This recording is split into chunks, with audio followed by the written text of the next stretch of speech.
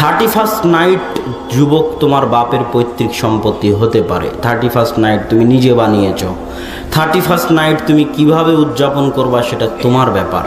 31st নাইটে যদি তুমি গান বাজনা করো তাহলে একটা গুনাহ হবে, সেই গুনাহ হচ্ছে গান বাজনা করার গুনাহ। আর ঈদুল ফিতর ঈদুল আজহা তোমার বাপের পৈতৃক সম্পত্তি নয়। ঈদুল ফিতর ঈদুল আজহা কার দেওয়া দিন?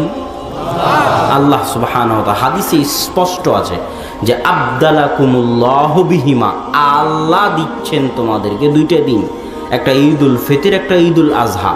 মানে ঈদুল ফিতর ঈদুল আজহা যুবক তোমার পৈতৃক সম্পত্তি নয়।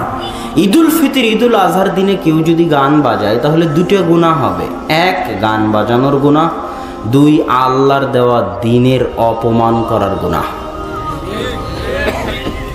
ঠিক তেমনি যুবক বিবাহ তোমার পৈতৃক সম্পত্তি নয়।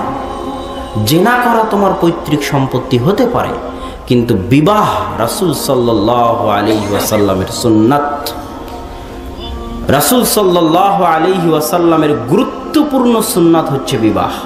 বিবাহ যদি করতে চাও তাহলে আল্লাহর রাসূলের পদ্ধতিতেই করতে হবে, এটাই ঠিক। কেননা বিবাহ আমার এবং আপনার পৈতৃক সম্পত্তি নয়। অতএব বিবাহ করতে চাইলে রাসূল সাল্লাল্লাহু আলাইহি ওয়াসাল্লামের সুন্নাত অনুযায়ী করতে হবে।